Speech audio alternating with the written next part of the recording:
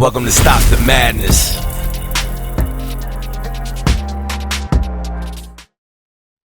What's up, everybody? Welcome back to another episode of Stop the Madness. We have a great show for you guys today. Make sure you like and subscribe to the channel.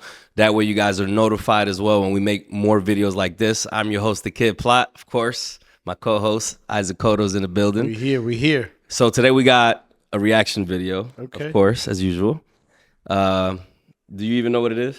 I don't. I got an idea. It's about some dude that killed his wife for cheating on him. But hey, exactly. real quick, man, let me say something. I know this music money goes long, but damn, like I didn't know it went that long. I gotta hide my little chain. Yeah, I had to put the bling on. Do you All like? right. You lucky That's dope. It's dope. One day I want to get one of those. You lucky I ain't got the Kid Plot pendant on. Oh my god. I gotta have my little chain. All right, we ready. Let's do this. Let's do it. All right, goodbye, Reese.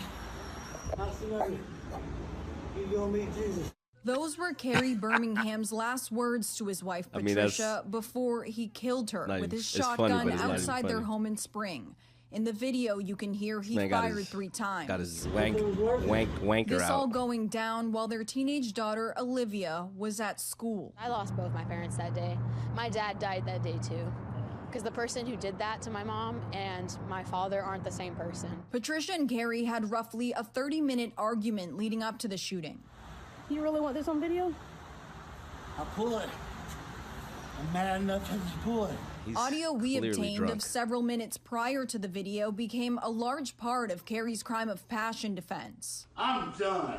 I'm done too. I'm done too. Carrie had allegedly learned Patricia was having an affair, the two's argument getting more and more heated. Don't blame him. Then get the out. Carrie's defense attorney, Anthony Osso, says they pled guilty directly to the all-female jury. He says their strategy was to accept responsibility, but convince jurors Carrie shot Patricia in the heat of the moment. We never tried. What's your reaction to the situation based on what you heard there? Well, I mean, as far as a father, parent goes, I mean, there's no betrayal, especially when you're talking about the mother of your kid. You know what I mean? Like, there's no betrayal worth killing the mother of your daughter or son over. There's no betrayal. That's why they have divorces and da-da-da. I mean, I could see someone overreacting and getting violent and causing physical harm, even though there's no justification for that. But to take a life is just the most extreme. But I think it helped his case at the end because he basically pled guilty to a crime of passion, which is typically a manslaughter type charge. And that's why he only got 10 years versus, the 30, 40 years for murder. Now, the 10 years, is that like a state-by-state thing? Or? Yeah, I mean, it could range from state to state as far as what's the amount of time. Some states it might be a little bit longer, a little bit less. And even at that 10-year mark, he might do half of that time. But think about it. He lost his wife and most likely lost his daughter, even though she's alive. I think there's a lesson to be learned there, though. Like, for people that are in a relationship, don't get caught slipping. Nah. I mean, no, more serious. Like, if you're the wife in that situation, right, and you obviously that's your husband, you know him in your mind, he ain't capable. He's not gonna do that clearly because the way she was antagonizing him the whole time. By saying, I got this all on camera. Like, he got the gun to you. She didn't sound scared at all. At all. So that's very dumb, is my point. Like, if you understand the guy is clearly, he looked kind of drunk or under some type of influence of something because of the way he was even talking, kind of like a little woozy with his steps. So if you are in a situation that somebody has a gun to your face, whether it's your husband, boyfriend, or whoever, you don't sit here and test them. Sure. You don't sit here and say, let me test the waters. I don't think you got it in you. It's not worth your life, is my point. So the lesson learned is if you run into any type of issue with anybody, especially a passion issue like you just like he's about to face, or he's already facing actually, you don't sit here and try somebody because you trying them can end your life. For sure. And guess what? Now he's going 10 years, he might do 3 or 4 years. He's out free again, and you're dead. Now, yeah, he lost his son and he lost his daughter and his wife. obviously his wife to his own hands, but it's just not worth it when you're the other person that has the barrel facing you. Well, I remember, when I was in the military, I was a military police officer, and they give you training, and they say these, the domestic violence calls are some of the most dangerous calls to go on because there's sometimes there's so much passion involved that you have these scenarios. Like you literally have one person trying to kill another over heat of passion type scenarios. But the last thing you want to do is antagonize.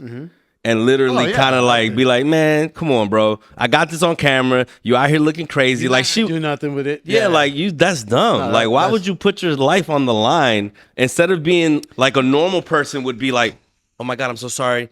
Look, I made a mistake. Like if you're more like remorseful, even if you're lying about it, just come off as remorse. Save your life. Don't sit here and be a bitch at the same time while he's got a gun to your face. Well, I think that's crazy.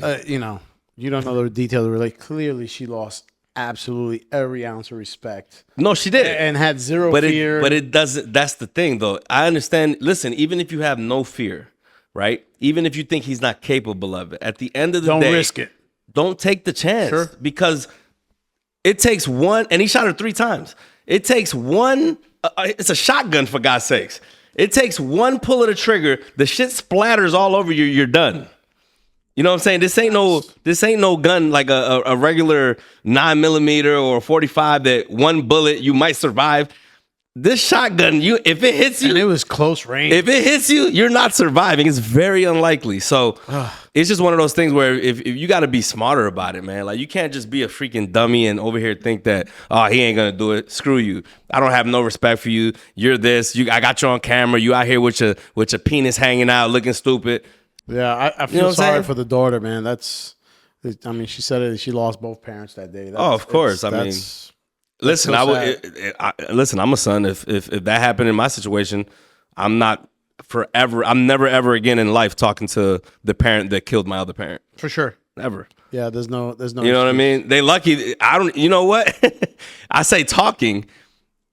It might even go beyond that, especially if I'm more close to one or the other. Yeah. You know what I'm saying? Sure. I mean, it's a sad story all around, but I mean, it's funny. It's crazy how kudos to his attorney. Yeah. At the end of the day, they made the right move. Just went ahead and said, "Look, we messed up. It was just." They had to prove to the jury it was a crime of passion. It wasn't something that was planned, and it probably saved them 20, 30 years of jail time. Yo, moral of the story before we conclude this video. If you have a situation with a significant other, a good friend, I know you guys are going to not test a stranger because that would be ridiculously dumb. But a significant other or a friend, yo, it's not worth the risk. Like literally, be apologetic, be humble. Don't sit here and antagonize the other person because all it takes is for them to be pissed off, really pissed off in that moment. It only takes 1 minute for them to be pissed off, 1 second for them to say, "Oh, you don't think I'm gonna do it?" Bam, life over. So don't be stupid. Well, it's kind of like the road rage incidents. That's what I'm saying. Like if someone's super angry, it takes a lot for me to get angry. Someone honks the horn or cuts me off, like I'm not gonna get out my car. Just like you just never know. It's like listen, a killer is not a killer until he kills somebody. Mm-hmm. Like literally, a killer is not a killer until he kills somebody. So this guy wasn't a killer until he killed his wife. Now he's a killer. So the point is, even if a person looks like you ain't no killer. You have no doubt. If you piss somebody off enough, you betray them enough, then not only did you betray them, not only are you disrespecting them, you shitted on them. Now you're gonna antagonize them too and say, "Yo, put the gun." You're like, what are you doing? Like, you ain't gonna do it. You're full of this. And then he tries to shoot her and he had to load it up again. Should have been running, bruh. Like, come on, man. Should have been running. Ripping. Don't do it. It's not worth it. But yeah, that was it. Let's wrap it up. Like and subscribe. Leave a comment below. Let us know what you think. Peace. We'll see y'all soon. Peace. If you like this video, subscribe to the channel. Click right here. Or if you want to see more videos like this, click here.